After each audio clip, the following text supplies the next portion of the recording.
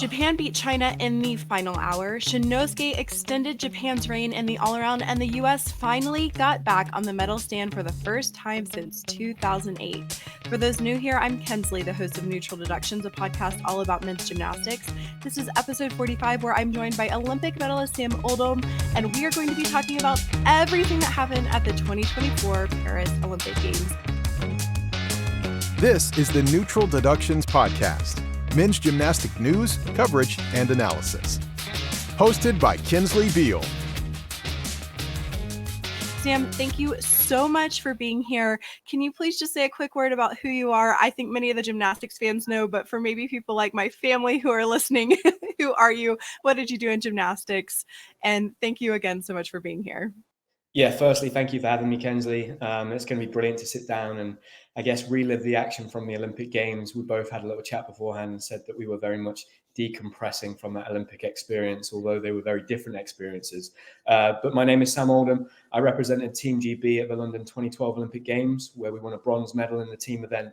That was the first time in 100 years, so it was a real big deal for gymnastics in Great Britain. Traditionally, growing up, gymnastics in Great Britain was very much a female-dominated sport. That's somewhat switched slightly now. So it's, we have a lot more men doing gymnastics in Great Britain. And I feel like my team and my generation played a big part of that, which is something I'm very proud of. I now spend my time going into schools, going into gymnastics clubs, and really trying to, you hear a lot of athletes talk about that Olympic legacy, but I really try and put my money where my mouth is and hopefully inspire kids to, if it's not gymnastics, at least get engaged with sport from an early age, because it's such an incredibly valuable tool for you, not just in sport, but also for the rest of your life. So for me, really passionate about sport and particularly passionate about men's gymnastics. So London 2012 Olympic bronze medalist. I won 6 major championship medals, and I was the first British man ever to win a high bar medal at major championships. Amazing. We were so happy to have you here and your expertise. And I can remember sitting on my couch and watching your team win that medal. And so for me, it's also a very interesting and inspiring experience to have you here on my podcast, because that just seems like it would have been such a dream, all of those many years ago. And now, I consider you a friend and colleague, and I love that we're able to sit and talk about men's gymnastics. As you talked about, we had very sort of different experiences watching this particular games. And beforehand, you had sort of chatted with me about this was the first games you were able to sort of enjoy. So can you expand on that a little bit? Sure. I think, look, the reality is at 31, having been retired for 3 years, there really was no chance of me competing at this Olympic Games, right? Whereas if you have your foot still in the door as an athlete, there'll always be that little voice inside your head that hopes and wishes and dreams of maybe there's a way I could get on the team. Maybe I could still get to an Olympic Games. And I think, in the end, there was no chance of me ever being in Tokyo, but I was still training. I was still very much an athlete. I still had aspirations to do well and to try.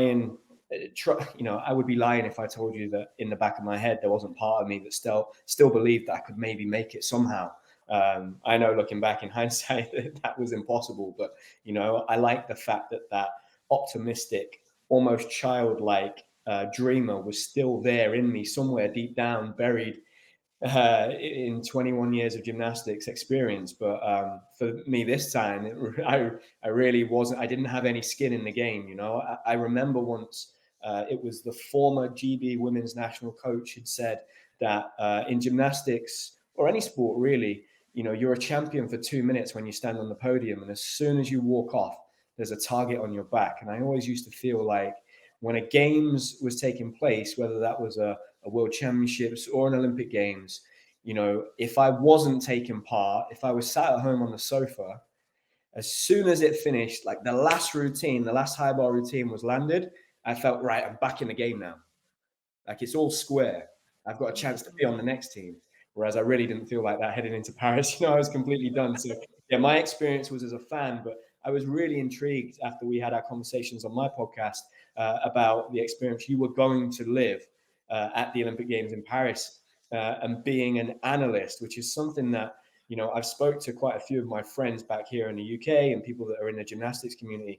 And we certainly, definitely 100% don't have somebody that acts as like a researcher, a specialist in the sport, that is providing that technical knowledge and information and stats, statistics, numbers, scores directly to the guys that are in the commentary box, and that are broadcasting to the major broadcasting platforms that we have in the UK, which is predominantly the BBC, but also this time we had Discovery Plus, which was effectively Eurosport.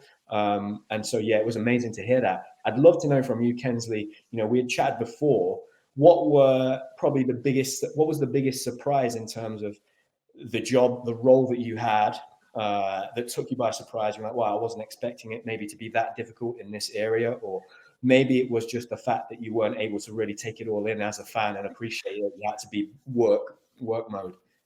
Yeah, I don't think that there was a lot that was really surprising going in because I felt like I was really well prepared for Right. the job. Had we at the Olympic trials, my team, which consisted of Lori Hernandez, Justin Spring, and then Rich Lerner was the play-by-play.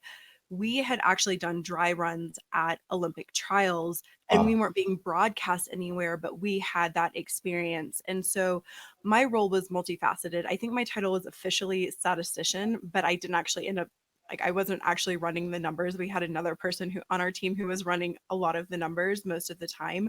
I would say my role was more of a researcher for the people who were speaking on air. And so I would do everything from go to press conferences and get quotes and ask questions and then doing interviews with the athletes. I went to practice a lot and sat and watched routines and was seeing how athletes were training. And it's interesting for the men because how the men do in training is not really indicative of how they are going to do in the competition. And one particular example of that was Herwoong of Korea on Pommel horse.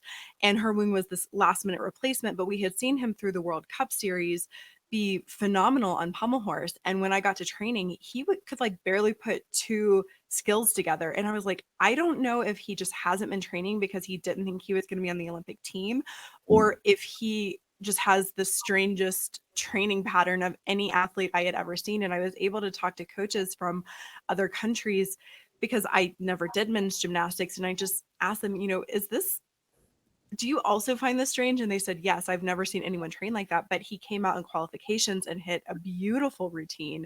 And so even though I was at training, I was still sort of having to infer, okay, what do I think people are going to do? Are they going to upgrade? Like Reese McClanagan on Pommel horse, like he was one I would watch go. He was just like a machine through these sets. And so I felt pretty confident that he would hit. But I also noticed that he was adding in like a G flop. He would just do his G flop like singularly on training that wasn't in his normal routine. And I was like, okay, maybe for finals, he's going to be upgrading here. So things like that. And then in the actual competition, that part was actually quite difficult because I'm responsible for knowing like all of the routines for all of the athletes and did they miss a connection here, or I'm also monitoring the reporters. So like if they say something that maybe isn't quite correct or maybe needs clarification, which didn't happen often, but of course you're like human, then I would need to like slide a card to them and say, hey, actually the skill is actually pronounced this way, or they actually have X amount of medals or things like that. So it's a Right. lot, it takes up a lot of brain space. So as I mentioned to you ahead of time, there are sort of like gaps in my memory of what actually happened because I was so busy during the actual competition. Yeah, it's really interesting that you are also looking almost as a judge, having to know everybody's routine. Were there any situations where somebody had made a mistake where you had to provide that feedback to the guys that are broadcasting in commentary that you can remember, Kensley? Because that's quite a big responsibility, right? To make sure you have that right information in those situations that typically become like the big moments on TV too, right? That everybody's watching along with. Yeah, a couple of them happen on um like all around finals. So if someone has a fall on a pass, are they going to get credit for that? Or floor Right. final, there was a couple instances where Luke Whitehouse, right, had that really deep squat Yeah. on his connecting pass and saying, oh, actually, that's not going to get credit. And his D value is going to get gone. And that also happened with Ray Zapata and, a few others. So things like that where I'm like, okay, what are the rules? And it's not just me. We also had a team back in Stanford with Right. Connor McCool, who's been on the podcast, who was phenomenal in helping us in those moments. So he's actually, pulled up the rule book when maybe we need information more quickly than I'm able to provide. So yeah, very intense work, but truly a highlight of my life to say I've covered an Olympic Games. Yeah, what an incredible experience. I imagine as well you were like hitting these highs like almost every day. It was really difficult to sleep afterward because I had so much energy and adrenaline running through my body, and I found that very interesting that I would get back to the hotel expecting to crash, and I would have to wake up my husband and like talk to him about all the things that had happened throughout the competition so that I could decompress and finally go back to sleep. You can imagine how challenging that is as an athlete, right? When you've had a competition and you are on like cloud nine, you've got all this adrenaline, all these chemicals going through your brain, and you then know, right, I need to get a good sleep because I've got to go again tomorrow. That for me was always one of the biggest stresses I would have around a competition experience, because there were times where I would be watching the clock and it would be 4 a.m. I'm not asleep yet, and I know I've got to compete tomorrow. And would be a real stress and anxiety for me when I was competing. It gave me a little bit of a window into what it could be like to be an athlete who has to compete in many event finals and have to get through the end, because not to say that what I was doing is in any way equivalent to the type of output, right, that you have to be at an elite athlete at the Olympic Games, but that constant spike of stress and adrenaline, and then have to come down and then again be at the top of your game the next day. That's really, really difficult just from a mental perspective. And adding the physical aspect on top of it, it helps sort of explain why the last few days of event finals ended up being a little bit of a splat fest, which I'm sure we'll get Yeah. into. But Sam, I'm curious for you. Obviously, at any major championships or in Olympics, there are shocking things that happened. And I'm curious for you, what were some of the most shocking things that happened in qualifications that you were just really not expecting? I think in qualifications, it was probably Brodie Malone was the big one, and the mistakes that he had. Given how well he performed at the US Nationals, I know he then didn't perform as well at the Olympic trials, but I think that was a surprise. And what that did was it meant that all of a sudden, going from most of the gymnastics, I would say the men's gymnastics community that are well versed on the sport in the UK, going from the Americans are probably gonna get bronze to I think we can beat the Americans and take bronze. And that switch happened super fast. And I was one of them. I totally bought into it, especially because and actually I would say on the reverse of that, I was surprised at how good the British guys were in qualification as well. They looked incredibly professional, incredibly well prepared. They didn't look to me like they were going to make mistakes. I was very impressed, given the fact that there was the uncertainty with Max. There was Luke coming into the team and having to do apparatus he probably wasn't prepared for, and certainly not prepared for in a way that you would have expected heading into an Olympic Games, right?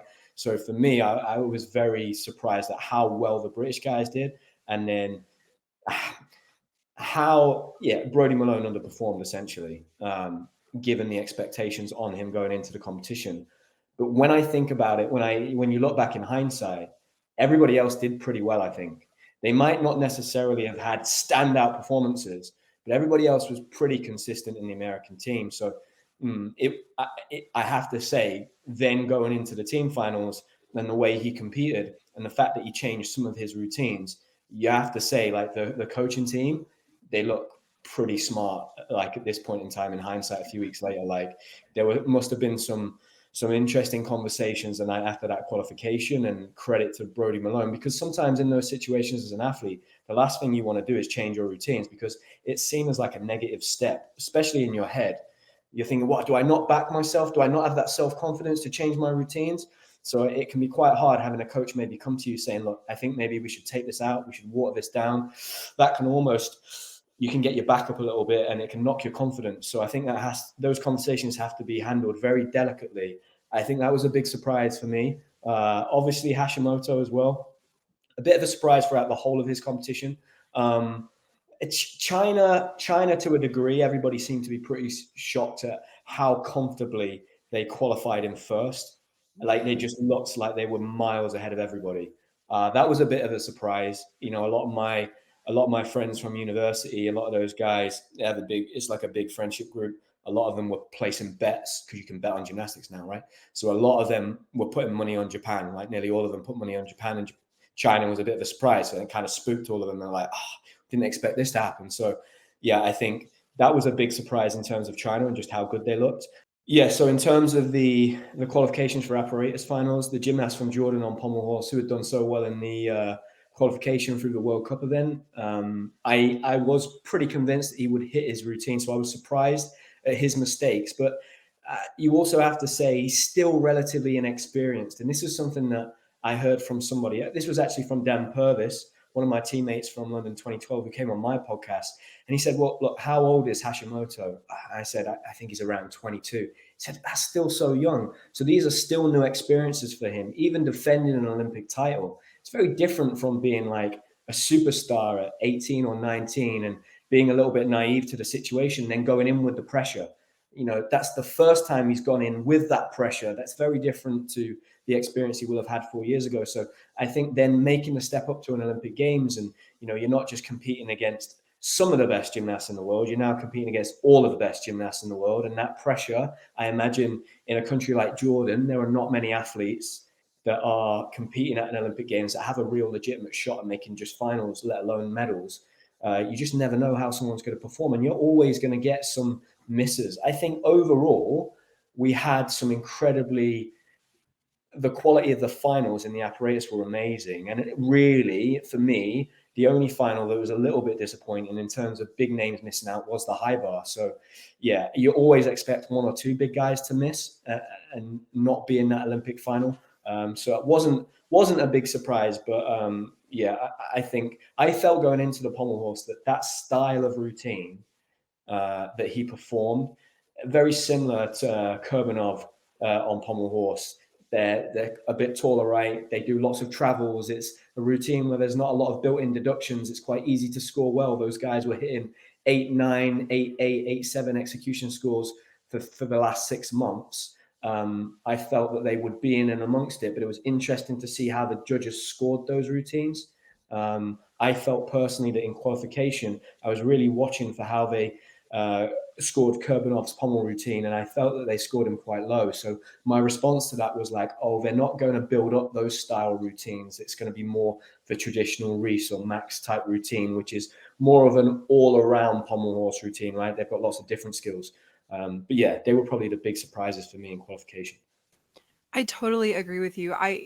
For both the two preceding world champions to miss the high bar final, Brody Malone was 2022, and then Hashimoto won last year. That's almost unheard of to have two world champions miss. And then Ahmed Abu Al Soud was actually my pick to be pommel horse Olympic champion for exactly the reasons that you stated, that his routine is, there are not a ton of areas to deduct in the same way that there are from some of the other routines, and it typically scores quite well, and he's been unbelievably consistent this year. And I do wonder, I would love to speak with him, you know, was it the pressure or was it the pommel horse, or what was it on that day that just it, you know, he wasn't able to put it all together.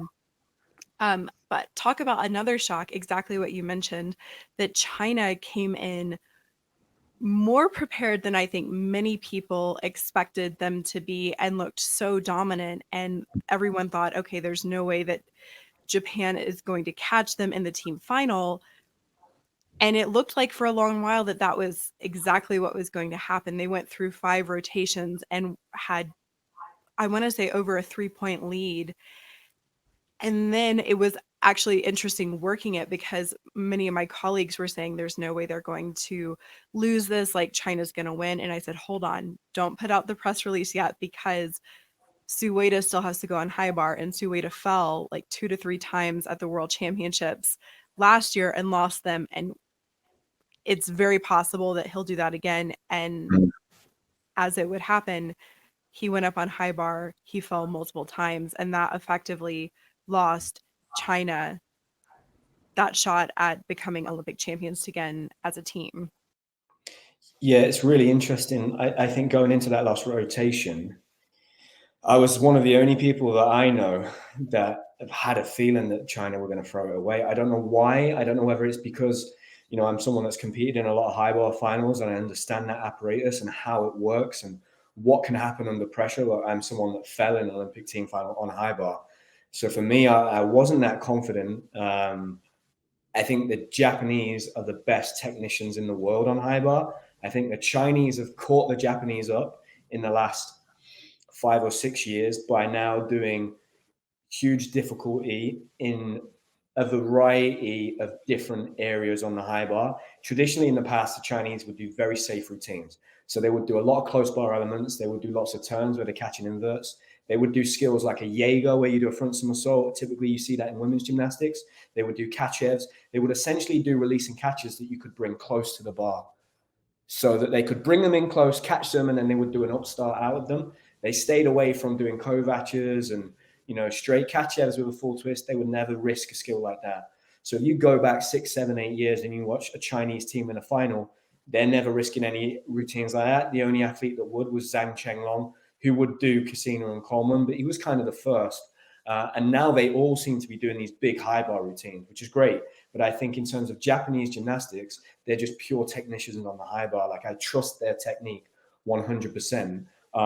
So I did think, I'm not sure. This could go either way, and I wasn't completely surprised by the big mistakes. Now, I did gasp when he fell the second time. To me, it looked like he was just almost slapping the bar with his hands. He didn't catch and push the bar away. So there was no like contact with the bar. He was just like a hit and hope, grab the bar type situation. Sometimes when you do that, typically if you were to go back and watch his routine, you can see he's almost looking at the floor and grabbing with his hands like this. He's not seeing the bar. And I think he's just completely mistimed it. He panicked on that second release, tried to bring it in close, which when you're on the high bar and you're under pressure, it's so difficult not to hold back, tense up, use strength, try and catch it close. You have to keep swinging no matter what. So yeah, it was, what a way to finish a team final. I mean, you saw the reactions from the Japanese gymnasts, and I think as soon as that first mistake happened, the whole energy of that arena completely shifted to the advantages with the Japanese going into the last routine. But yeah, what a way to finish. I mean, it was a great spectacle for the neutral. If you were not cheering for Japan and China and you were, Team USA and GB, or just a fan of gymnastics, it was great to watch. Yeah, and with, after Sueda had his multiple falls, then Hashimoto Daiki, right, is coming up onto the podium and he's going to do his routine. And he has a stunner of a routine at this point. He knows that they have probably secured gold for Japan. And this was one of the most remarkable moments that I can ever remember happening at an Olympic Games, because while the crowd is cheering wildly for him, he's actually shushing them because Zheng Boheng of China still has to go. And these two athletes who are widely considered the best in the world have such mutual respect for one another. And to be telling the crowd to be quiet in sort of this moment of glory for yourself because your competitor and closest rival still has to go, that to me was just amazing sportsmanship that I don't think I had ever personally witnessed anything like that before. Yeah, I mean, it kind of reminded me a little bit of Athens, right? 2004, when Nemov comes on the stage and he calms everybody down. I think that's just reflective of the sport of gymnastics. They're just kind of like the gentlemanly rules of the game. You don't want to win by like for me, I want to beat the best. I want them to have a fair shot. I want my gymnastics to do the talking. And I think particularly, look, we grew up in Great Britain of having the incredible experience of training with the Japanese team like every year. So we've seen the Japanese culture and how they train and how they approach the sport. I've been there over to Japan. It was really interesting, actually. I've just been to Ireland and I was coaching a club in Ireland. And there is a Japanese coach there who is the most overqualified coach in a club setting that I've probably ever seen. He was one of the Olympic coaches for Athens, Beijing, and London. and he's there coaching recreational gymnastics, which is another story altogether on why he's actually over there in Ireland. But I had a chat with him, and he said, well, because I said, why are now some of the Japanese team, they seem to have had a complete character shift, and they now celebrate and they're shouting, punch in the air. And he said, well, it's actually, it depends on the area in Japan they're from. So lots of those guys are either from like the big cities, like Tokyo or somewhere else. But if you're kind of from the East Coast, the culture is very much more like classic gymnastics, and that's where Shinnosuke is from. He's from there, and that's why he's a bit more reserved and he's quiet. And I found that very, very interesting.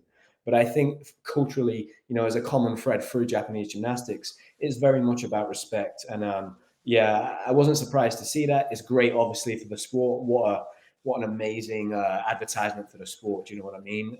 To see him step up there and ask the crowd to be quiet so that his competitor could go up and do the best routine possible. But yeah, that didn't surprise me. But yeah, really good. Like it was interesting. I know they sometimes give out awards for sportsmanship. I mean, I don't know if they did at this Olympic Games, but that for me would be one of those situations where you look at that and you go, oh, do you know what? Some things are bigger than sport and trying to win.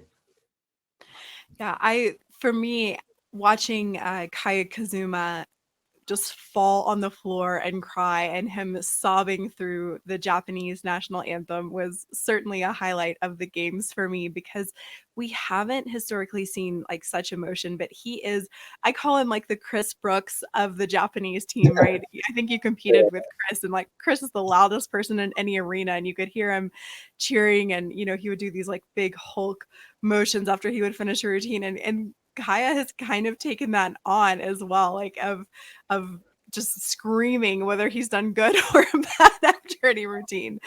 And he said, I made this promise that we would become Olympic champions, and we fulfilled it. And for me, I love those moments. Like, that's what the Olympics is about. But winning gold wasn't the only storyline. There was this huge race for bronze between Great Britain and Ukraine and the US. And you mentioned earlier that coming out of qualifications, the US did not look great, and Great Britain looked like they were on fire, and then Ukraine was just sort of in there plugging along. And I think one thing that's really interesting for me is the US has historically come out in qualifications and been sitting there right at the top. They've qualified in first at several of the past Olympics, or second. And it's interesting that they sort of seem to have this one-time ability to hit. And I think that that's something that they'll sort of have to work on heading into LA, where, okay, you have to be able to hit in both qualifications and in team final. But right now they seem to have this just one-time hit mindset. And to have them sort of fall apart in some ways in qualifications seemed to set them up very well for this redemption arc to actually come back and take that bronze in a quite a dominant fashion, hitting 18 for 18 routines, the only team in team final to do so. Yeah, I think having mistakes in qualifications certainly took the pressure off for them. I think going in, you mentioned they're qualifying in first or second in, some of the past Olympic Games in recent years.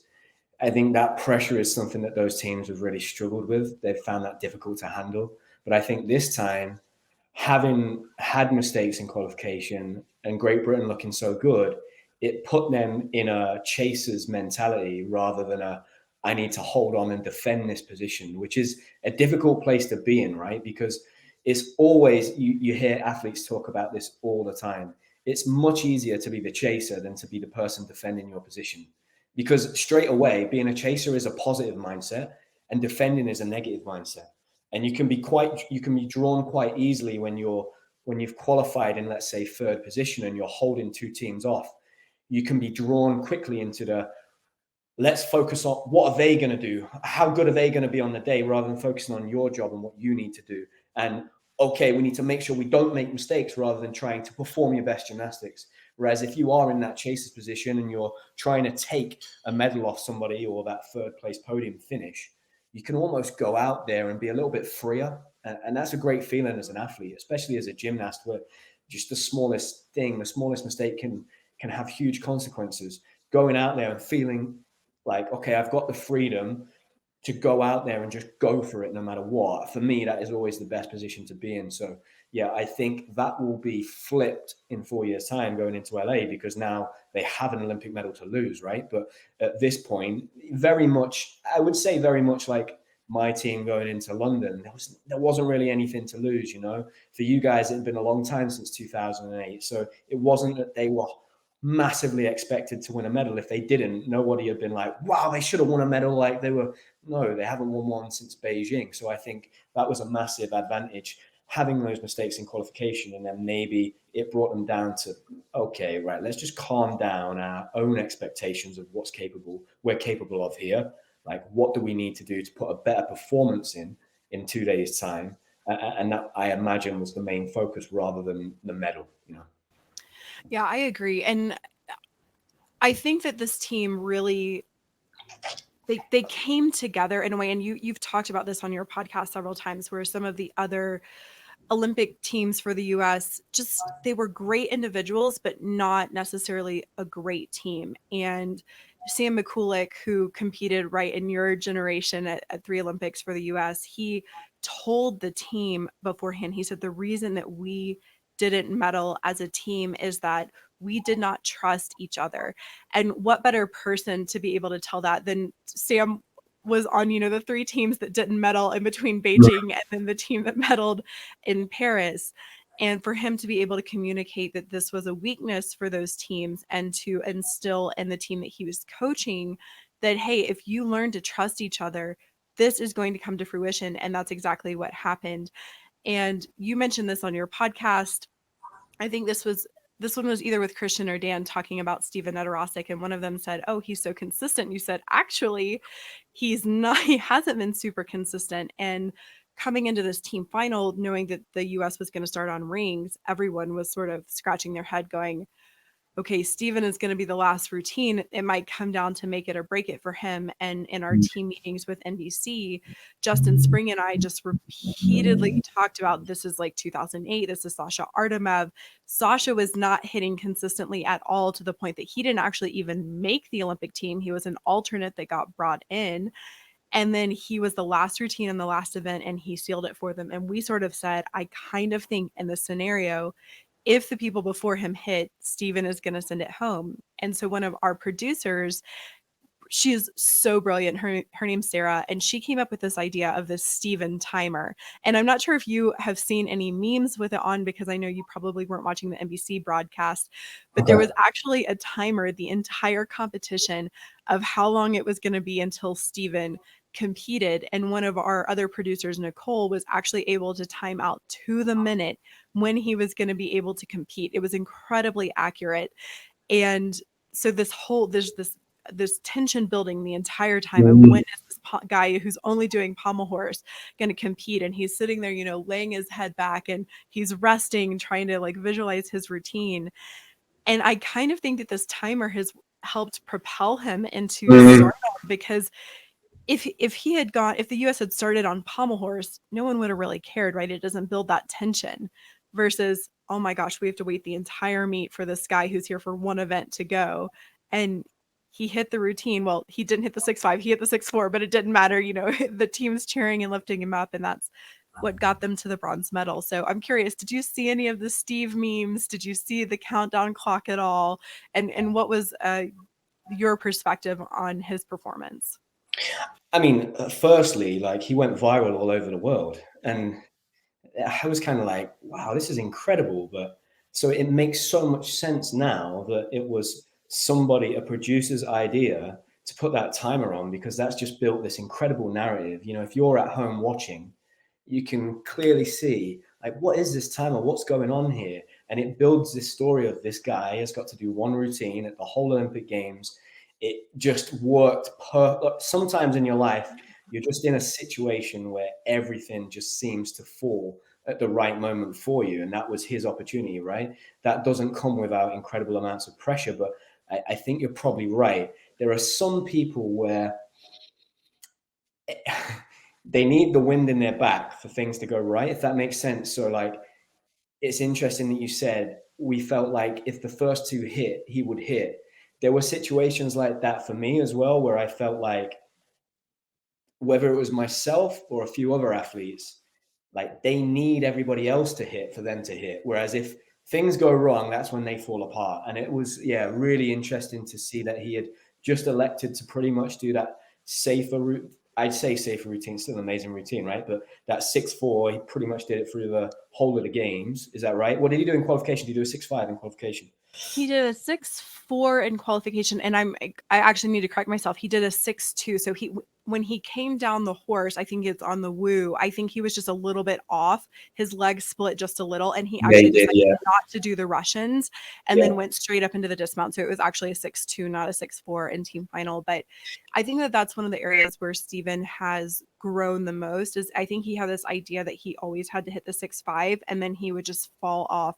And one of the skills he has like learned or developed, in my opinion, is how to bail out if things are not going well. And I think that that's sort of the growth we've seen in him from the 2022 team final, where he couldn't really come up with any routine when he was really off and got a disastrous score, to him, he never hit his intended routine throughout this entire Olympic process, but was still able to be wildly successful on pommel horse. And I think that that just shows, again, the growth and the champion mindset of him and being able to help the team. Yeah, it often happens that the most important thing is to get on the team. Just get on the team. They're like two separate things. There's getting on the team, and then there's actually competing at the event.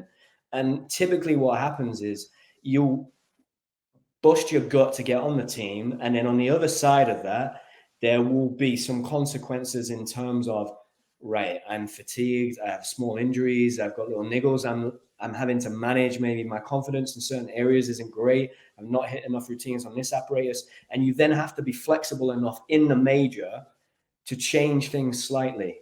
Because, and I would argue that, I know we're going to talk about the all-around final, right? But in hindsight, I imagine that looking back now, Brody will feel like I just had to get on the team, and then we'll figure the rest out afterwards, because it's such a short space of time to get back. Like I didn't have a lot of time to get back. And the only way I wasn't going to get back if I had mistakes in the first competition. Like I had to smash the first competition to make sure there was no doubt I was going to be in the team.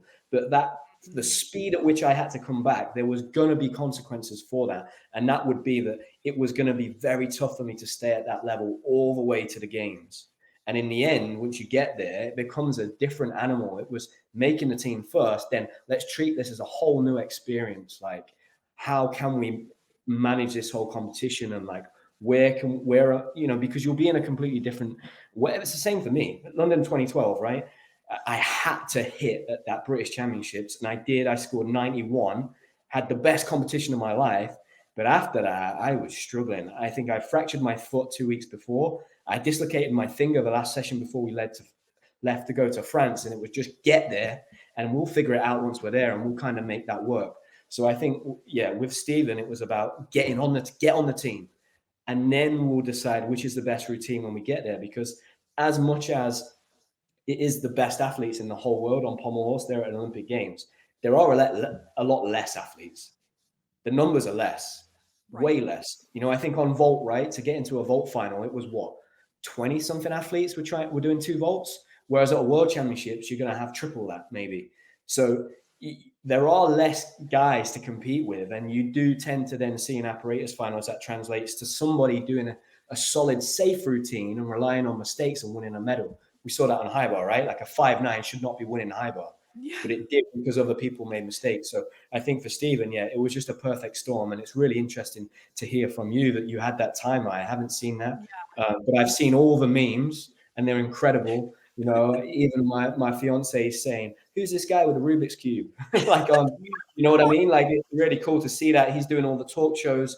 And if I was him and in his position, I'd be saying, I'm milking this for everything it's got for 6 months, no matter what. Like, just make the most of it. 100%, because he was not someone I think a lot of people wanted on the team. I think there were coaches that were hesitant. I'm not saying necessarily the coaches that were there, but there were coaches that were hesitant, and there were athletes that were hesitant, and certainly fans and media and myself. I was like, this guy hasn't hit in a team final. Like, this is, and it's interesting. I think on your podcast, you talked about not taking people's history into account and that you have to sort of hit in the moment. And I actually have a different perspective on that because we see throughout research that the pressure of being able to hit for yourself in individual events is actually much different than the pressure to be able to hit and follow through in team events. So I Mm. do think that it could be worthwhile taking someone's past history into account to say, if you've fallen in every team final, like maybe we're not going to put you up here. And there's a similar situation on the women's side where one of the top athletes who unfortunately ended up getting injured, Sky Blakely, has fallen in like, it was like 75% of the team finals she had been a part of. And so, okay, if she hits in the lead up, like, do you still take her or do you take into account that maybe that's really difficult for her? The pressure is too difficult for her, for Steven. And of course, it ended up working out for Steven. And Yeah. he mentioned that he has never, if everyone before him has hit, he has never not hit. He always hits when the people before him hit. And so, yeah, I just wanted to offer that perspective as Yeah. a little bit different of maybe it is important to take people's history into account, but I'm certainly glad that they didn't this time and that they went by the math, because now men's gymnastics is exploding all over the US, which is what everyone who works in men's gymnastics could ever dream of at any Mhm. media. So any person who was ever skeptical of him is of course immensely grateful that he is helping the sport that we love grow. Yeah, and look, there are limits. You can't fall 5 times in a row in a team final and that not be taken into an account. But what I would say is there are certain things that are not measurable that need to be factored into situations. So, for example, if you have a situation in an Olympic final where one of your younger teammates makes a big mistake and they panic, well, do you want someone on the team that's been in that position before and knows exactly what to say to them in that moment that they will listen to? Or do you want 5 guys that have never been in that situation before and they don't know how to? So there is an argument to say, like, well, actually, maybe we want a guy that's been in that pressure cooker and has made a mistake, but is still here at an Olympic Games 1 year, 2 years later, hasn't given up. That's the type of guy maybe we want in one of those situations, because there are things, like I said, that are just not tangible. There are things you can feel. You can feel an energy. That's why going into high bar, I was looking at the faces of Chinese gymnasts. I was thinking, Mm. they're going to make mistakes. I can feel it. I can feel it straight away. You can't measure. How do you measure that? Like stats, there are some stats can do a lot, and I'm sure they account for most. When you look at numbers, there are massively positive direct correlations between the stats I'm sure that you were looking at, and you mentioned there that the gymnasts that are missing in team finals, but there are just those special moments like Stephen hitting a pommel horse final routine in the team final, with all that pressure on him, that no one's ever been in that situation. You don't know. Yeah. Like, no one knows. Like, so I think sometimes you want someone with a bit of character that is maybe been in a situation where they've fell 2 times before and is like, I've got nothing to lose. I've been here. I know what this feels like when I mess up and cost my country an Olympic medal. And it's not that bad. I'm still here. So maybe you want someone in that situation. So yeah, incredible of him to have been able to hit that routine. And like you say, for me as a men's gymnastics fan and somebody that is passionate about the sport, but also wants the best for the athletes, it only helps us over here on the other side of the pond that he's getting all the spotlight and the recognition that he is over there. A rising tide lifts all boats. So it's great for the sport of men's gymnastics. Yeah, I do want to take a moment and speak to the other American athletes who were on that team as well, because with the sort of immediate fame of Steven, I think some of the others have been overlooked just a little bit. So I want to give them each props. As we mentioned, Brody Malone, what an amazing comeback from having such a horrible day in qualification, and the mental strength that takes to come back and be a leader and just still go up on 5 events and to hit them and be there for your team and help them win that bronze medal. That's an incredible feat for him. For Frederick Richard, he didn't make high bar final, where he was favored to probably be one of the ones in the mix for a medal. So he didn't make it there. So he upgraded his routine in team finals, through everything that he had, and put together a masterful set. Paul Judah, he was the most consistent athlete of these games, hit 18 for 18 routines across qualifications, team final, and all-around final. And actually he did the exact same thing at the World Championships last year. He wasn't in an all-around final, but he hit every single routine. So that's just a testament to his ability as a team player and how consistent he is. And then of course Asher Hong, who competed on a couple of events and just he nailed his Dragolescu, which is one of the most difficult vault in the world, tied for the most difficult vault in the world. And then how they all came together as a team to win this historic bronze. Yeah, I mean, they did incredibly well, and I think when you look at it now, after the dust has settled, they are a much more balanced team than the British team. You know, the British team are carrying a lot of specialists and a lot of weak scores. And when you look at it, I think that competition for me was lost on high bar, right? You look at the British high bar lineup, it's just not strong. You know, we're just not strong on high bar at the minute. I don't think many teams are. I think Ukraine were weak on high bar as well. But I think Frederick Richard obviously hitting that high bar routine, the biggest high bar score, I think, of the team final, at least close. An incredible routine under pressure, such a technical routine and high risk.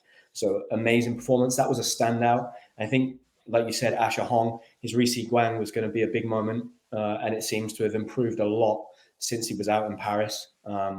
Very clean. Paul Judah, beautiful gymnastics, aesthetically just very, very nice to watch. Solid as well. I think, you know, on the face of it, you'd look at his pommel routine and maybe think it's quite risky, but actually, you know, when he does it, it looks so consistent, that routine, you know.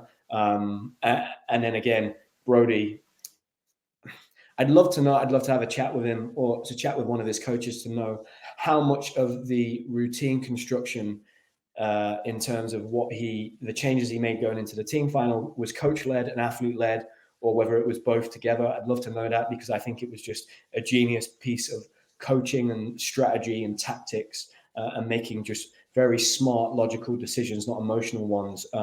So I'd love to know that. But as an overall performance, yeah, what a great team performance. And they were, without doubt, deserved winners of the bronze medal and a proper team, you know, like they look like a team. They performed like a team. Whereas I still think the British team was, look, it was just more of an individual. It was individuals. I think the team result would have been a nice byproduct of having great individuals, but ultimately it was evident in how many apparatus finals the British men made, right? 6 apparatus finals. Like, we sent a team with incredibly strong individuals, and if that meant as a byproduct we'd have a chance of winning a team medal, great. But I personally, they might argue with that, don't feel like the team was at the forefront where it definitely was for the Americans, I feel. I agree. And it's interesting that you mentioned that Brody's downgraded routines, and that was a point I did want to touch on, because with bringing Paul Judah, who has fairly low difficulty comparatively, but is just clean and beautiful, and then Brody downgrading, it's almost, and then Steven also downgraded his routine. It's almost like the team won a medal with a complete opposite strategy that the U.S. men's program has been like pushing to achieve with a high difficulty all Olympic cycle. So I actually need to go back and run the numbers to see, like, did the bonus system actually work? And does there need to be a little bit more balance between focusing on higher execution while still pushing the difficulty? But I did want to share a really funny story with you. I'm not sure if it's one that you've heard, but just to wrap up this team's portion, Wataru Tanagawa of the Japanese team had posted this hilarious interview. And typically the athletes, they're traveling right between the athletes village and the competition venue, and you have to catch a bus.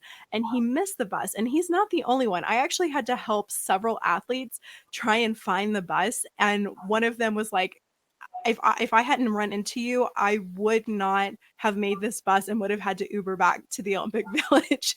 So he misses this bus. He couldn't figure out how to get back to the athletes village. He ends up having to take this taxi. but the taxi didn't drop him off at the right place. And there were just policemen everywhere. And the police were like, "What are you doing?" And so he shows them, like, "I'm an Olympic athlete. And by the way, I just won a gold medal at the Olympic Games." And he said that they put him in the back of the car with the sirens blaring, and there was a huge traffic jam. And he just was able to skip the whole traffic jam and made it to the Olympic Village and said it was my first time in the police car. Yeah, I did see that story. It was amazing. He's one of the gymnasts that we would train with every year. So I know him relatively well. The same was Kaya. And he was a really nice guy. But yeah, I did have this funny image of his head bopping up and down in the back of the taxi, not understanding a word of French, trying to find the Olympic Village, and then maybe using Google Translate to kind of translate what was going on. But yeah, a brilliant story. I remember a story from Rio. I don't know if you remember this. Can you remember that Uchimura racked up like a $2,000 bill for playing Pokemon Go in Brazil? I don't know if you remember that. That was a story that came out of Rio, which I found, which was quite funny. But yeah, what a brilliant story that is. I don't have a story like that being put in the back of a police car, but yeah, really cool. Something to be able to, I'm sure, share with everybody back home and have a good laugh about. Amazing. Thank you so much for sharing that. So let's sort of transition into the individual event finals and the all-around final. And I would say this was the biggest surprise of the entire Olympic competition. Everyone, my podcast, your podcast, anyone talking about men's gymnastics was hyping up this Jung Bo-hung from China versus Hashimoto Daiki from Japan, this battle, a reigning Olympic champion versus gymnast who has the highest score of the entire Olympic cycle. And neither one of them showed up on the day. And here comes the youngster, Oka Shinnosuke of Japan, who went 6 for 6 and ended up winning the all-around title. Hashimoto finishes off the podium, and then Jung came in second. I mean, this was shocking to me. What about for you? Yeah, I think given that Hashimoto had performed very well, right, in the Japanese trials. I know he pulled out of the last event, but I think for me, I was expecting him to be fine. I had a conversation again with that Japanese coach that was in Ireland, and he said that his finger was a real problem. Like he just wasn't able to do a lot of training on pommel horse because those mistakes for me on pommel horse, he looked heavy. He didn't look confident. I didn't feel confident every time he stepped up to do a pommel routine. I felt like it was a 50-50, almost like he wasn't prepared. So that would make sense. But it was still a big surprise because you expect the Olympic champion, and if anybody can pull it out, you expect it's going to be that guy, right? Like, because that just happens, like going into a big competition, the top guy, they're the best for a reason, and you kind of expect but he'll pull it out when he needs to, like at that moment. So I think still going in and having those mistakes in the all-around final, it was a shock for me, for sure. I think, yeah, after the qualification, Zhang was definitely I think was everybody's probably favorite, considering what had happened to Hashimoto. And Shinnosuke, yeah, Oka, I'm not going to say he came from nowhere, but it wasn't a case for me that there was a lot of situations in this Olympics where I don't necessarily think people won it, people lost it. The Chinese lost it, they threw it away. Zhang lost it, he threw it away. And obviously when I say the words, he didn't throw it away on purpose, right? Gymnastics is incredibly difficult, but realistically, he just had to hit 6 for 6 and he's going to win that gold medal. China just had to, they could have had 2 relatively clean falls and still won the team final. So it was a situation where it was set up for that guy that went 6 for 6 was maybe a judge's favorite. And when I say a judge's favorite, there is a style of gymnastics that does very well internationally. And the judges talk and the community talk, and the talk that I get is that people love the way he does gymnastics. And that does play a role in those 0.1s, those differences between giving somebody an 8.9 or an 8.8. If you like the way he does something, or he does something slightly different, as a judge, you might just not take that 0.1, or it might be a 1 instead of a 3. And I think that does, in the end, play a role in where the final positions end up. And I think his gymnastics is very beautiful. It's that classic technical gymnastics.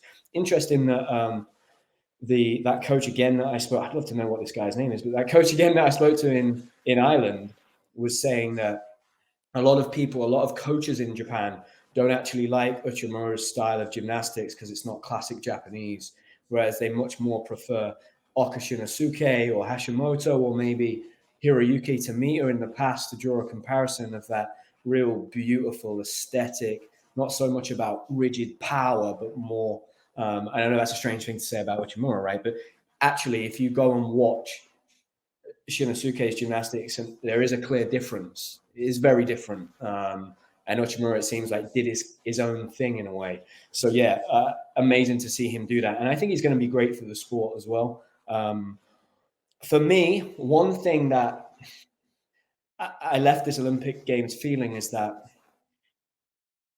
if I think about the icons that we've had in gymnastics, I think Simone Biles is one, and now is one. I think Nadia Comaneci, and I think Olga Korbut. And we, for whatever reason, we've never had somebody of that stature that's a male athlete. And I don't know whether having someone that is very quiet and calm, and like, gymnastics about respect, right? But you look at how the profile of men's gymnastics in America is now going up because of the story and the narrative behind Stephen and Pommel horse, and he's the Clark Kent guy, and he can do a Rubik's Cube in 15 seconds. You almost, sometimes I feel like the sport needs characters like Fabian Hambuchen or what to really raise it. And, you know, I think it's difficult when you've got somebody that's quite quiet to then have big, huge superstars. Maybe you don't want that, but I think you've seen what that's done for women's gymnastics all around the world. Like, everybody knows Simone Biles. Everybody's talking about Simone Biles. She's the face of the games. Like, I wonder whether we'll ever have that in men's gymnastics and what we can do maybe to have that one day.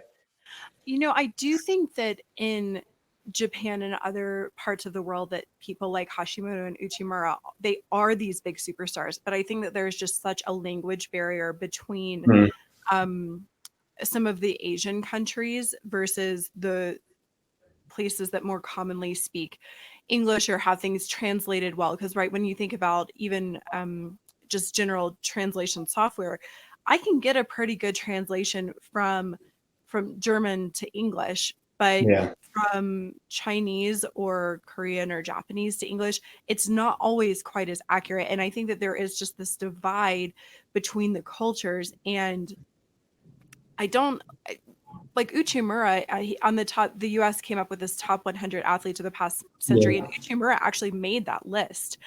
And I think he was for some a superstar, but I agree it's not this overarching power like Simone Biles, but no one has also been a Simone Biles in men's gymnastics, even Uchimura, right?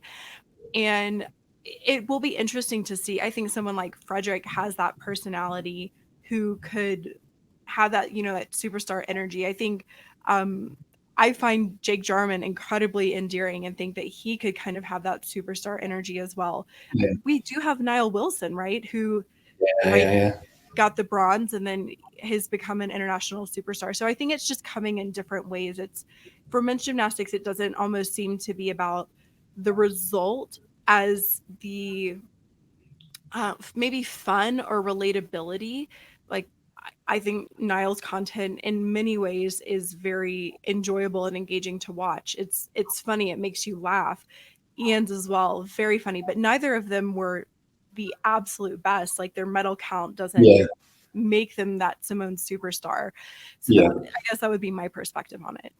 Yeah, I've often said that when you think of men's gymnastics, if you're the average member of the public, you think of the rings.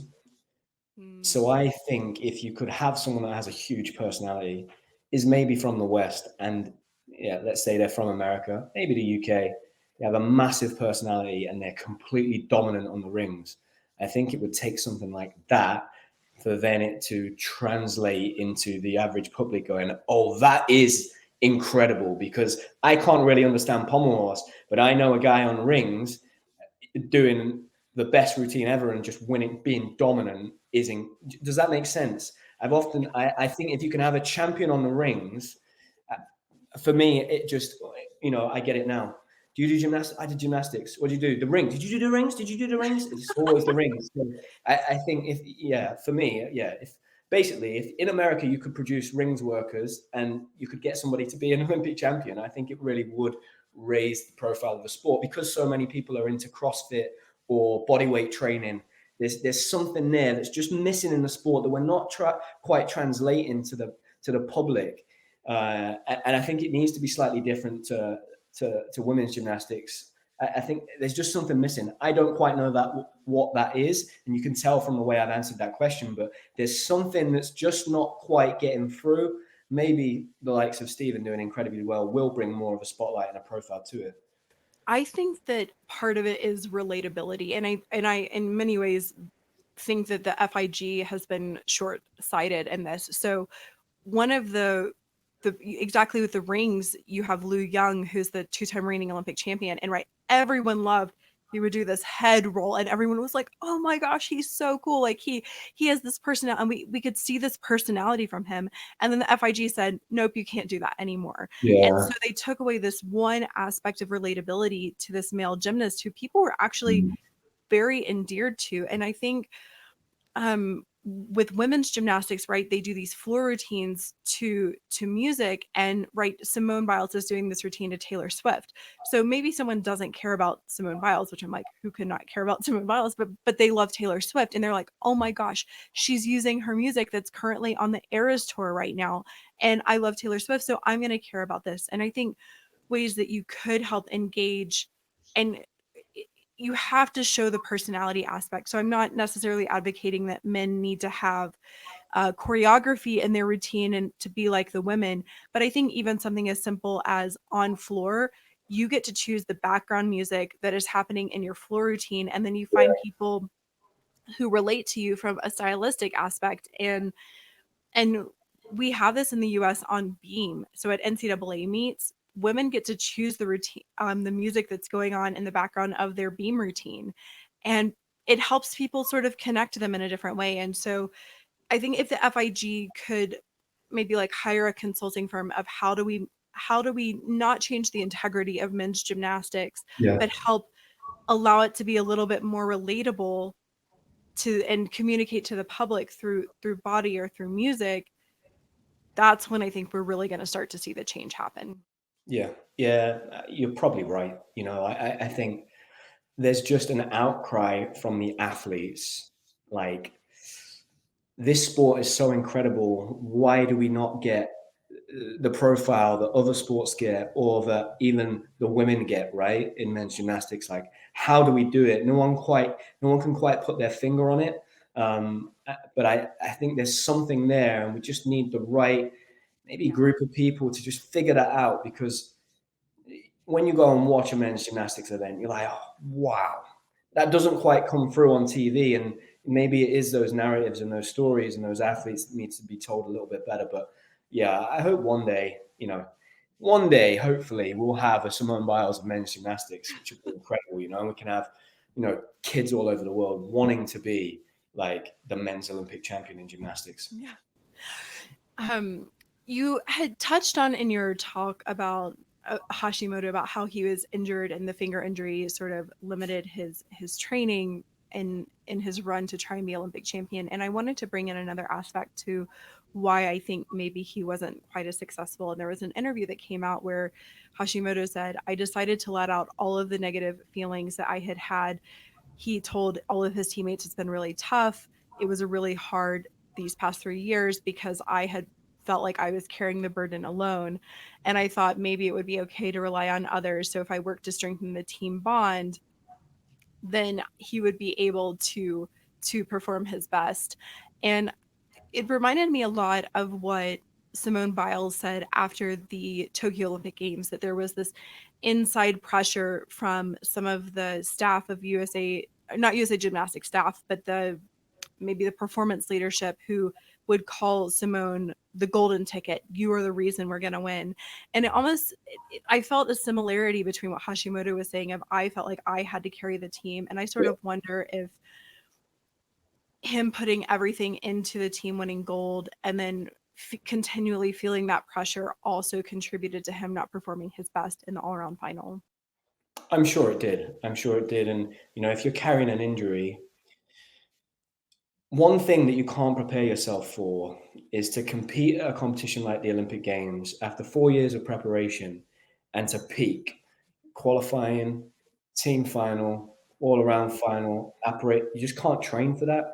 The only way you can be ready for that is have had experienced it in the past. There's just no way. There's nothing you can do. You can fill your training gym with 1,000 people. It won't be the same because it isn't the Olympic Games. So I think for him, putting all of that energy into the team final and having that conversation, obviously with his teammates, I had read that too. Yeah, it seems like something that not a lot of Japanese athletes maybe would do. It doesn't seem culturally like it's the thing to do to talk about your emotions and your feelings. So Mhm. obviously very good that he did open up about that to his teammates. It obviously helped, right? Because again, they did look like, although the Chinese were the favorites going in and going into 5 apparatus, but when you see they were with each other, like they knew like we can still do this. Like this is gonna like I think they had complete faith in each other, and they still had to do very difficult high bar routines, right? Like Sugunu and Hashimoto had big routines to perform, Right. and Oka is only young, so they still had big gymnastics to do, but it felt like they had so much trust in each other. So, yeah, I think him being able to talk about that, it sounds like if he is openly admitting he felt like he had the weight of the world on his shoulders, I imagine once they won that team gold medal, he just relaxed and breathed out. And it was then going to be very difficult to pick himself back up because he probably felt like, in some ways, right, I've done my job and I've squeezed all the juice out of my orange that I'm possibly going to get. If I can somehow pull out an individual performance, amazing. But if not, we're going away with a team gold medal. And that was our big target. So, yeah, I think similarly, maybe to the Americans in that way, I think after they won that bronze medal, it's going to be really hard to pick yourself back up. And maybe all they needed to do really was to win that bronze medal, because what that's going to do for their careers moving forward and how that's going to set them up for the next cycle and the next Olympic Games is a job well done. And actually, any individual success after that, for me, for the men's program in America, would just really have been a bonus. So to have that medal from Stephen is just a massive bonus. And there was nothing to lose. And that's probably why he went on to do so well again in the Pommel final. Like, I'm the hero already. Like, it doesn't matter now. Like all I'm going to do is end up, being more of a hero by performing well in another medal, right? That one was for himself. The big pressure was on the team, and he's done that. So, yeah, that would kind of be my takeaways on Hashimoto going into that all-around final. Yeah, so just to recap the all around, so Shinnosuke, the youngster, took that title, a little bit of a surprise. Jung Bohung ended up in the silver position by the tiniest, slimmest of margin. Had he not had that fall on floor, he absolutely would have been the winner, as many people projected. And then I would say bronze was a little bit of a shock as well. So Xiao Rutong of China came out and was just also incredibly consistent. He was the 2020 silver all-around medalist, and he had been injured most of this Olympic cycle, but he ended up showing up and giving China those 2 spots there. I do want to give a quick shout out to Ilya Kovtun, who placed 4th, who was just 2/10 off of that podium. What an amazing athlete. Someone who's really consistent, especially on parallel bars, and he has also been so injured. And for him to come so close, I think will be hard, but also hopefully propel him and give him confidence for the future. Yeah, I think for Cofton, he will have been massively disappointed. I think him, in his own head, he will have been going for that bronze medal, and he will have felt like he could have, especially given the fact that there were so many mistakes from the big guys, right? And if you look at those top 4, I personally feel there was a drop off after that. So those top 4 were really the 4 going for it, and then you obviously had Hashimoto with his mistakes. So I think he will have felt like it was a missed opportunity, maybe. But he performed incredibly well, and given the fact that he didn't perform so well in the qualification or necessarily in the team final, I think he did really well to have picked that up again. And he is maybe somebody that at this moment in time has a lot of pressure on his shoulders of in some ways carrying the Ukrainian team a little bit. Like Oleg is a lot older than he was. He's not quite the same gymnast. Like there's more pressure and expectation, I think, on Covington to get medals and win results. So I think he will have maybe felt that pressure and will have left feeling a little bit disappointed. I do like his gymnastics. I love the fact that he's a completely different body type and build to everybody else. He's a taller guy. He's big. I'd love to know how much he weighs. That must be really, really challenging. And for such a big guy to do such beautiful technical gymnastics is amazing across the board. You know, he swings pommels well. He swings high bar well, just floor, like P-bars is incredible. Like, yeah, amazing gymnast. They have a long history of producing incredibly technically gifted gymnasts in Ukraine. So yeah, I think he will have been a bit disappointed, but Zhao Ruteng, I imagine the conversation he was having with himself going into that competition was, I've been here before. I've done it before. I'm just going to hit and let these guys fight it out all over the place, and I'll just hit. And he just seemed like a machine. He just went through his gymnastics, no mistakes. And he's always been a guy that seems to like be very consistent and hit, and is kind of no nonsense. You don't get a lot of emotion from him. So yeah, he just, a bit like the Americans in the team final, if I'm honest, he just went about his business, just hit routines, and then not surprised that he came out with a bronze medal. Yeah, absolutely. I do want to touch on event finals a little bit before we go. Yeah. I want to say moving into floor, we'll just sort of go in Olympic order. Yeah. Overall, I was incredibly pleased with the judging overall of this competition. I actually thought it was very fair, very accurate, except for the floor final. I feel like the floor final is the one place that the judges did not get this correct. So the results that stood were Carlos Yulo of the Philippines winning the first ever gold medal for a man from the Philippines and first ever gymnastics medal for anyone in the Philippines. He won. Artem Dolgopiat, who was the 2020 Olympic champion, got second. And then Jake Jarman of the British team got third. And the reason that I say that the judges made this mistake is I do not think that Carlos Yulo should have won this event, because he has two front tumbling skills where he does a front double pike and then he does a front double tuck. And if you go back and you watch his front double pike, it is heavily tucked throughout most of that. And for me personally, I think that should have been downgraded, which meant he would have had two front double tucks in his routine. It would have nailed his D score and probably would have put him off the podium or probably in third. And I'm curious, do you have the same take? Yeah, I mean, for me, straight away, it stuck out to me straight away. I said it, my fiance was on the sofa. I said, not that she knows or takes any interest in gymnastics, but I was like, that's a double tuck. He's done two double fronts. There's no connection. He's going to lose the value of that. I said it straight away. And then they didn't give it. I had missed the patters routine. I'd heard, looking through Twitter quickly, because that's where I was seeing the scores come up. For some reason, the coverage I was on was not giving me scores. So I was going on Twitter to see the scores, and I'd seen that he'd not been credited with one of his connections. I guessed it was his double pike, because he normally straddles his legs quite far. So I guessed it was that. It was the same reason that actually that low landing. Credit. It was the low, having your hips below your knees, and I think I would rant about this for 5 minutes if we had the time. It is the stupidest rule that I think the men's technical committee has ever come up with, and it's going away.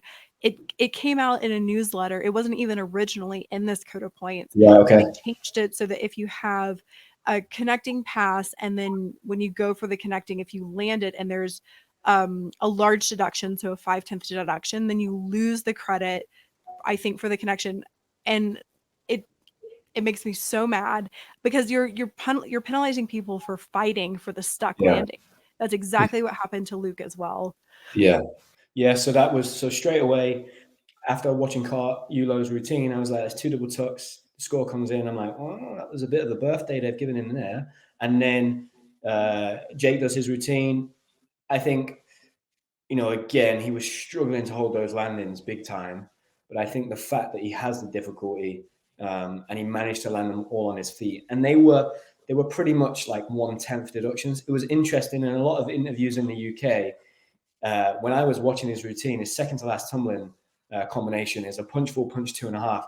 And as he did his punch full and he was just about to connect the 2.5, I went, whoa, because he lost the tension in Yeah. in his glutes, essentially piped down. And I thought, and he somehow wrapped it in and landed on his feet. And he had told the broadcasting channels in the UK, like, I thought I was on my face. I was so shocked I landed on my feet. But I think he did enough for a medal. Artem's routine is always a beautiful routine. Happy that he had that second place, and his double straight is just a thing of beauty on floor. And then I think in third place, obviously Jake went in the third place. But for me, Luke, I genuinely I thought they could give it him here. Like, I thought they were going to potentially give him gold. I really did. Like, so for me, I thought Luke was gonna get gold. yeah. So the only question was the low landing. But I was thinking maybe they'll give him a 0.3 for his deep landing on his double front. But everything else was very good. He nearly stuck everything. They were just mainly 1/10, a couple of steps. The triple back was legs close. You know that the judges get excited about a triple back because they don't see one very often. So I was thinking, do you know what? He's gone towards the end in the order. Normally scores build. I thought maybe they'll give it him, but if not, I think he's taking a medal and maybe he knocks Jake off the podium. But then to see that score and then see the start value, my initial reaction was, what? I didn't know that the low landing was even a rule. So I should probably, I'm actually a qualified national judge. So that tells you how much judging I actually do. So I didn't know that that was a rule. And I texted somebody and said, what's going on here? And they told me low landing, no connection. I was like, what?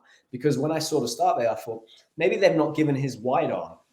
And maybe they've just given him a normal handstand because his hands weren't wide enough. Because I couldn't work out the difference in the start value. But even then, a normal pressed handstand now is a B, so it would have been 1/10. So I was wrong with that anyway. But yeah, I was very shocked and surprised. Even to talk about my fiance again, doesn't really know anything about gymnastics. She was like, why has he not got a medal? That was an amazing routine, right? Like, so everybody at home was thinking the same thing. And what I've heard is that the judging panel on the floor didn't give it, but the head judges did give it, and they had a bit of a disagreement. And what I've heard is that, in the end, it had gone through already, and it ended up going through, but there was a big back and forth between the head judging panel and the judging panel that was on the floor. And I really was hoping that Luke was going to come out and win because I thought he had a great shot to do so. And I hate that rule, and it's going away next Olympic cycle. And I'm very hopeful that he will be successful in winning international medals at that high level. Moving on to pommel horse, Rhys McClanahan makes history for Ireland, winning Ireland's first ever medal in gymnastics. It's gold. He takes gold ahead of Kurbanov and then Steven Nedorosik, who again did the 6-4 routine and ended up taking home the bronze. I think the sad part of this, while this podium was incredible and well-deserved, I think, of course, the sad part is the two-time reigning Olympic champion, Max Whitlock, not coming away with a medal, even though he did a very good routine. And you having been teammates with Max and now he's retired, if you could just say a few words about his performance and his legacy that he's leaving on gymnastics. Yeah, I think in hindsight, Max will look back. I know Max is one of those athletes that is quietly competitive. He's not outwardly competitive. So he won't show it to you. He won't be loud, but inside, quiet. He will keep quiet. And in his head, he wants to be everyone. He wants to be the best all of the time. Those people are quite dangerous because they're relentless. It's very hard to beat them. And they don't give much away. He's always been like that since he was younger. And I think for me, the routine he did in the final, it wasn't his best routine. It wasn't the best routine of the championships for him. I think he did incredibly well. You will have noticed he was wearing a wrist support. He never wears a wrist support ever. So that just shows you, for him to wear a wrist support, Max is somebody that likes everything to be exactly the same every single time. So to have to wear a wrist support, he must still have been struggling massively with that wrist. I can't imagine he had been able to prepare anywhere near to the level he wanted to going into his last Olympic Games. I'm sure it was a new experience for him. So for him to have gone and hit every routine, I think was incredible. I applaud him because I know it would have probably pushed him to places he's never been before in terms of preparing for that routine. And then the actual routine itself, look, it was close, right? He went for the difficulty. He did his full routine, the most difficult routine in the final, or at least equal difficult routine in the final. And then there were just some mistakes. He paused on the shear. He split his legs on the On the Roth, he split his legs. He brushed a pommel on his Busnari. No, he split his legs on the Russian on one handle. He piked after his Roth towards the end of the routine, and there were just one too many mistakes for me for him to have got a medal, given the routines that the other three performed. Kurbanov going first. Again, I felt like maybe they're not going to reward that style of routine, and then he comes out with a massive score, and I was like, oh, okay. And then Reese, I genuinely, I've said this on my podcast, I can maybe think of Zhao Qin, Zhang Hongtao, maybe a decade ago doing routines that were maybe just as beautiful. But I think as an all-around routine in the situation of the Olympic Games, against one of the best pommel horse workers ever of all time, to have done that routine with that beauty and that execution and that difficulty, probably one of the most perfect pommel horse routines I've ever seen. And to have done that on pommels, look, it's just, you can maybe only pull that off once in your life. And I imagine if I sat down and spoke to Reese, he'd say, yeah, I'm probably never going to be that prepared again ever in my life. I was able to watch Reese several times in training, and just everything he did was so methodical and so purposeful, and it was just so contrary to how some of the other people in the final, as I mentioned earlier, Her Woong would train, where it just sort of looked half-hearted, like go up, try a skill, maybe I fall off. And at one point in training, Her Woong like just fell off and was doing this like dramatic moment. I said he should have been a soccer player because he was like rolling around on the ground, like grabbing his knee, like obviously not hurt. And like Reese is laughing so hard because he is putting on this like dramatic performance, and then he pops right back up and then gets on the horse and tries something else again. Whereas like when he got up, it was, yeah, just everything had a purpose, and he just looked so prepared throughout the entire week, leading up throughout all of the training. And as you mentioned, Nariman Kurbanov, he ended up going first in the final, and his 15.433 popped up, and I was like, oh my God. I was like, I don't know if Reese is going to beat that. Like that's a really big score. And then when I saw Reese, how perfect his routine was, I was like, well, maybe there's a chance. But I think historically, the judges have not done a great job at differentiating between near perfection routines and great routines. Like I would say the same thing with Zhou Jingyuan. Where are these judges getting 8/10 of deductions from? With Reese, I feel similarly. He has the pointed toes, the straight hips all of the time, whereas you have other athletes who have not pointed toes on every skill, and they're scoring actually very similarly. And when I saw that score come up, and you could just see the emotion release from him knowing that he was going to win a medal, and then he had to wait a little bit to see if it was going to be gold or not. Yeah. Just a really special moment. Yeah, huge for him and huge for Ireland as well.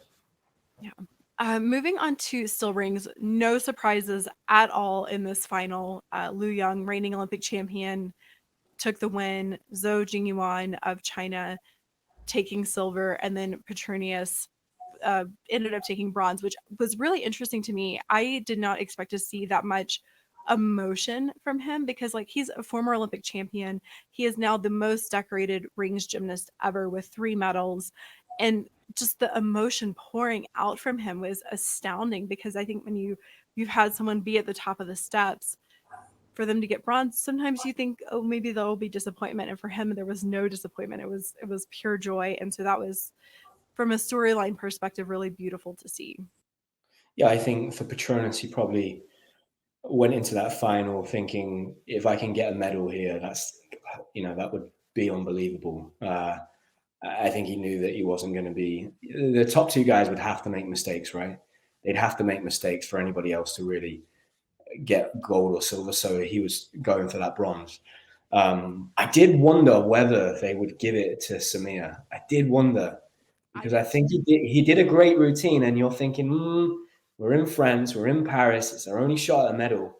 He's done a beautiful routine and stuck a dismount. He has an amazing story. I did just wonder, and I do also think, I do love, for a guy that's pretty well built and he's big, he does do beautiful positions. They're really, really nice. Solid. They're held, every single one of them. There's no question on timing, which is sometimes an issue. I think the difference now with Petronas being towards the end of his career you can really see the difference in the positioning between him and the Chinese in terms of Okay. just how perfect they are. They're just not, you look at the Chinese are just mind boggling. I mean, to do an inverted cross and open your hands, I don't even understand whereabouts on your palm you're balancing. To do that Yeah, in cross, it's unbelievable. yeah. For me, and he's doing an inverted cross with his head tucked in. He's not even looking where he is. Like, I don't quite understand how you get that strong. Yeah, I have some theories behind that, but yeah, just they are miles ahead of everybody else. But yeah, I enjoyed watching the rings final. I liked the gymnast from Belgium. I thought did a very different routine. Yeah, He's quite smaller. I really liked it. He was unlucky not to land his triple back. I think the construction was very different, so I really enjoyed that routine. yeah, what a showstopper, and that was a hard decision for Belgium on who to actually send in that spot, and they went with him because he had this outside chance of making finals, and then sure enough, he did. He made the final, Yeah, and while of course he will be disappointed to not have landed that triple back dismount, I think that's a huge win for Belgium in an up and coming program. yeah, 100%. um, vault. Carlos Yulo won again, which he couldn't believe. This one I thought he actually should have won. I thought that the judges got this one right. So we had Carlos Yulo win vault, Artur Dovtian, who is the 2022 world champion, come in second, and Harry Hepworth, a little bit of a surprise for the bronze, first ever medal on vault for GB. And I think my favorite moment of the vault final was actually at the very end when so Harry had done pretty well and was sitting in position and sort of really just had to wait a long time to see if he was going to make it onto the medal stand. And then Carlos Yulo goes and ends up, taking the top spot. And he goes over to Carlos and goes, two-time, like you're a two-time Olympic champion. And Carlos can't believe it. And it, again, just another great moment in sport. Yeah, yeah, 100%. And I was the same. That was my initial reaction. I felt that, yeah, definitely he's won the gold here on vault. Although quite a few friends afterwards have said, "What do you think about vault? Because if you slow down his triple twist, that leg is pretty bent and it doesn't look like he's the whole way around." And I was like, maybe I'd have to go back and rewatch it. But my initial reaction was that, yeah, he was the best vaulter. I think that Pike Dragulescu was just outrageous. And if Jake wasn't going to land his 3.5 really well, I think Yulo had the advantage. I think it's maybe I can't remember another vault final where everybody did a 5.6 or above. Right. So, because if you look, like, I imagine if you go back to Beijing, there were definitely people in that vault final still doing a 2.5 twist, right? Which would be the equivalent of what, like a 5.2 now. So, the standard and the level of vaulting is incredibly high. I don't know what the rules are in the next cycle in terms of people being able to do the same entry. For me, I don't like that. The fact that you can do a Dragulescu and a handspring 2.5, that makes no sense because throughout the whole of my career, you couldn't do that. You had to have different entry and the way that you landed had to be different too, right? So you couldn't do two forwards vaults, whereas now you can. It's a very similar technique. So the chances are, if you can do a Dragulescu, you're going to have a good chance of doing a handspring 2.5. So, yeah, I would like that rule to change because I want to see more varied vaults. They're changing it. Okay, amazing. I have to go back and look at exactly, but they are changing the vault families again, and putting different ones in different boxes. And I'll have to go Yeah. back and see exactly what that is. But that may be on your wish list. Granted. Okay, brilliant. That's great to know. And then I think Davtian, incredibly consistent, incredibly solid. Given Jake's steps, particularly on the first vault, I felt like Davtian might be the guy at the end that sneaks in there in the middle. But Harry, just amazing. He's so consistent with those two vaults. I really, really have been impressed with just. I think if he sits back at the end of this year and thinks about the last 2 years, like, there's not much else he could have done. I think he's probably going to be the gymnast that the British team is built around moving forward, which is going to be very interesting because I think for since Beijing, every British team has been built around a pommel horse specialist ultimately. Whether that's been Lewis Smith or Max Whitlock, the team has been built around that person. And it's been different at different times depending on who's been the top guy. But going into the next cycle, that is not going to be the case anymore. We're not going to have a dominant pommel horse specialist. But I think Harry being so strong on floor, vault, and rings, it's going to be really interesting to see what teams get put together and are built, I think will be in some way built around him. So yeah, super exciting for the future, and just a huge congratulations. To be the first is always incredible. You know, it's the first Olympic medalist on vault for Great Britain is, yeah, a huge achievement. And there'll be young kids in Great Britain that enjoy training on vault that now. I think the great thing that's come out of this Olympic Games for me and Great Britain and gymnastics is that, you know, it's great when I have my teammates come on the podcast that I have, and we tell our stories. That's great, right? But they're not doing gymnastics anymore. So the young kids are like, it's cool, but I don't know this guy. Whereas now they have 2 Olympic medalists that are still doing gymnastics that can both be role models for these kids, and they can see them on TV regularly. And I think that's really important. So it's, yeah, that's been a real positive to come out of the Olympics, I think. But yeah, massive well done to Harry. It's interesting that you think that the British team will be based around him, because China often builds their teams around a 3-event gymnast in Zhou Jiyuan, who ended up winning back-to-back parallel bar titles here at the Olympic Games, right? He does pommel horse, still rings, and then obviously P bars. And for me, in this parallel bar final, this routine that he did is possibly the best gymnastics routine that's ever been done in the history of gymnastics. It was a work of art. The height on his bobsar, the turnover on the depel, the just perfect hand positions, perfect handstands, stuck dismount. What more could you ask for? Yeah, without a doubt, that routine that he does, whenever he does it, is the most perfect piece of gymnastics that there is. And that routine in that moment at that Olympic Games, I think, is maybe the best he's ever done it in those big events. And so I think that is the most perfect piece of gymnastics that there probably has ever been.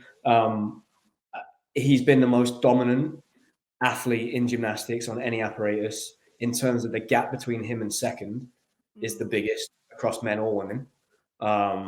If you take out team results and all around results, so individual apparatus finals. So he is the most dominant in terms of how big his gap is between everybody else in second and third. And ultimately, for the past, 6, 7, 8 years, it's been who's going to get second and third. The only time anyone's beat him is if he falls in qualification, right? So it's just, you're right, it is a thing of beauty. It's just incredible. And it's to do a parallel bars routine where you almost make no noise. And what I mean by that is that, like, when you catch on parallel bars, it's banging and hitting and aggression. And for him, it's just not. It's like you could close your eyes and almost not hear his hand placements. It's beautiful. And I think that apparatus in particular, and the rings, obviously, is where the Chinese dominate comparatively to where the Japanese dominate on high bar.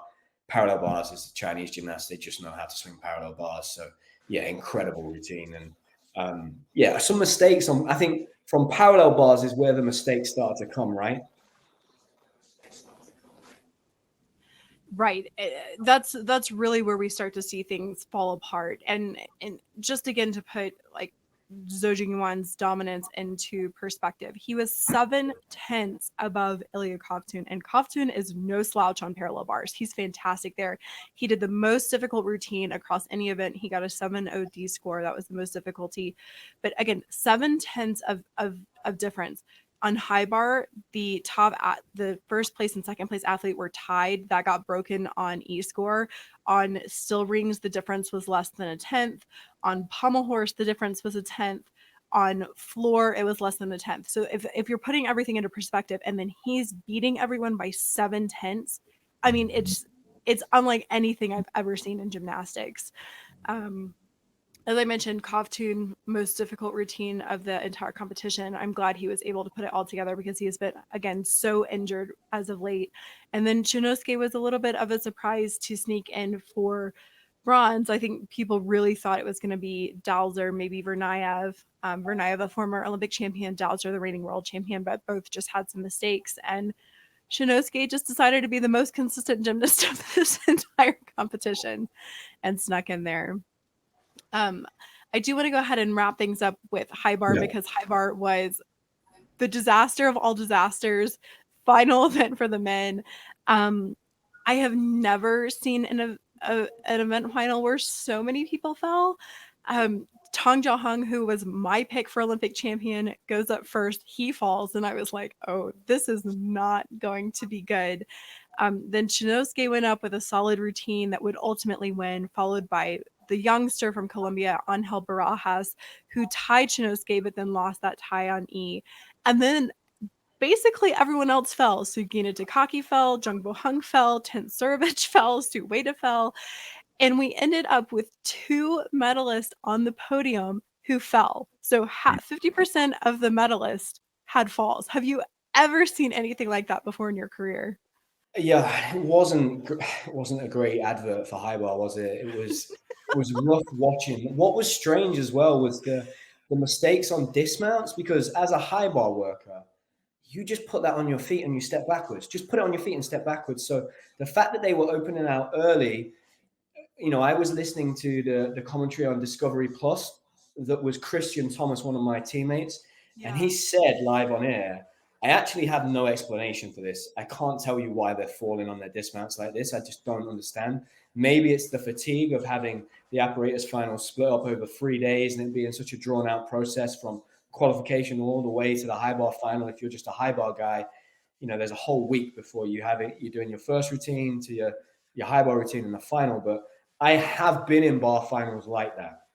Okay. So bar finals can go that way. If you remember, there are situations where that does happen. I've been in a final twice. My first ever high bar final was at a World Cup in Cottbus when I was 18. I qualified in first. We had Zonderland, Fabian, Zhang Chenlong in this final. I went sixth. The first 5 guys fell off, and I went, "Oh my God, I'm going to win a medal!" And then I fell off. So I finished fourth. The next 2 guys went clean, and somebody that had a fall had huge difficulty and ended up in third. And I was like, "Oh my gosh!" And the same thing happened again in 2 years later, in 2013, at the European Championships.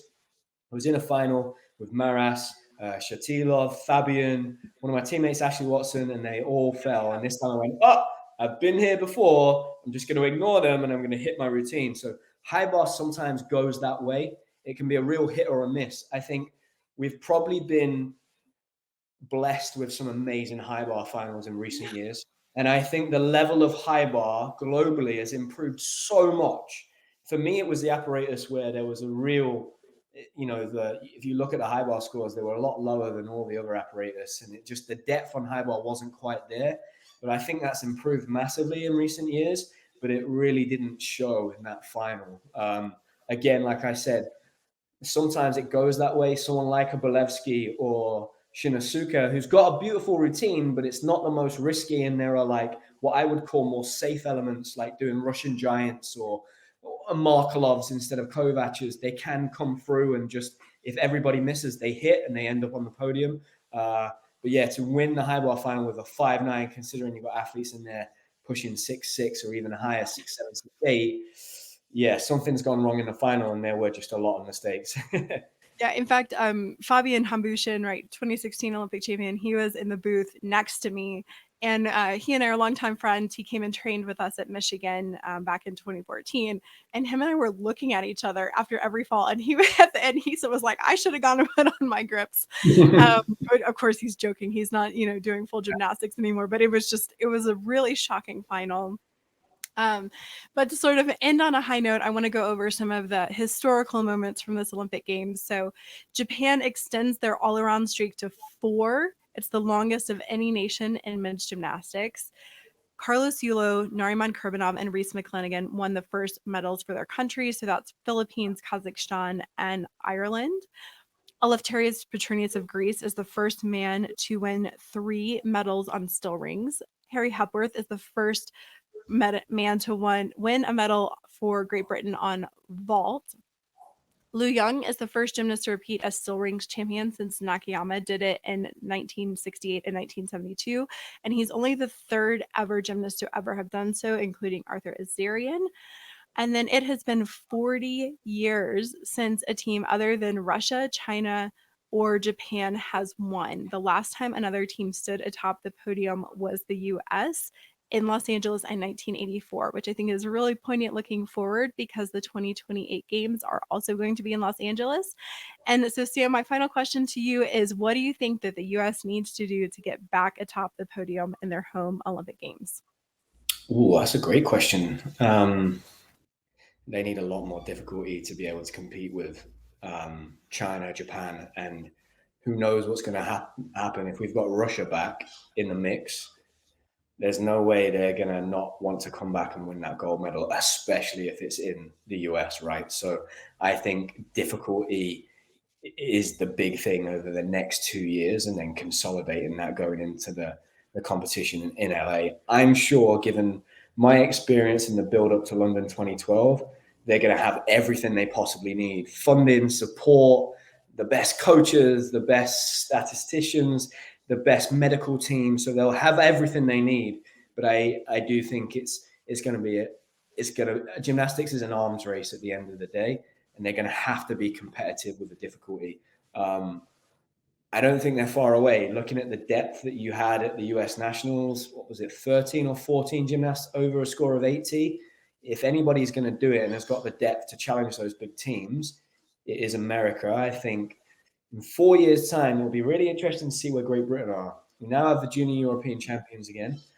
We have some very exciting young talent, and we've obviously proved now over a number of games that we've got coaches that can continue to produce very good gymnasts that can compete at the highest level.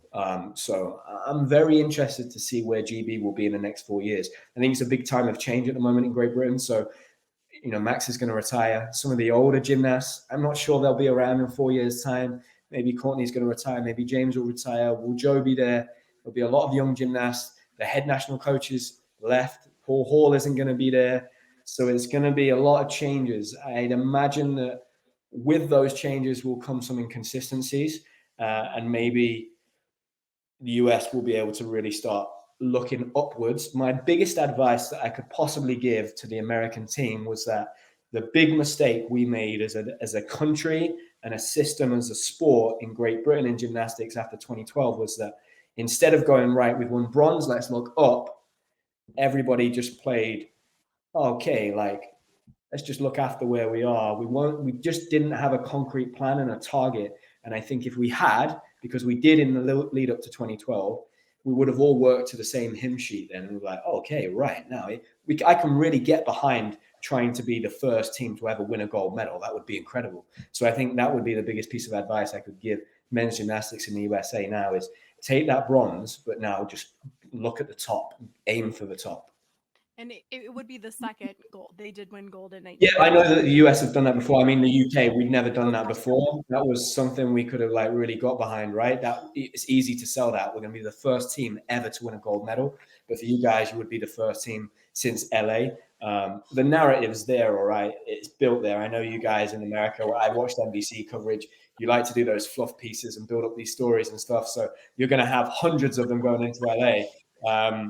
But props to that lady, by the way, that producer, to put that timer on. I think that's absolutely genius. And that 100% has made a huge difference in how big that story has become. I would love to get him on my podcast at some point. That would be incredible because he's like the hot ticket at the moment. But I just think it's great that what's happening in terms of the profile and the coverage he's getting, that only filters down to everybody else in the community. So it's only a positive thing, 100%. Well, Sam, thank you so much for coming on my podcast and being so generous with your time today. Oh, you're very welcome. Men's gymnastics. For those of you listening, we have gotten so many more 5-star reviews, and thank you for taking the time to write them on Apple Podcasts. We got one from Never Done a Flip gym fan who said, "This is a great resource for a gymnastics fan. I love this podcast so far. As a very serious women's gymnastics fan, I've had trouble getting equally invested in men's gymnastics because it was hard to become more knowledgeable about the sport. This podcast has already helped me with that problem. They answer questions I want to know, and I feel prepared when watching a competition to know who the key players are, what their key events and skills are, and overall any updated news happening in the sport. Thank you for all the info. Keep it up. So if you would, please rate and review us on Apple Podcast or wherever you get your podcast. If you are listening on YouTube or watching on YouTube, please hit that like button and subscribe.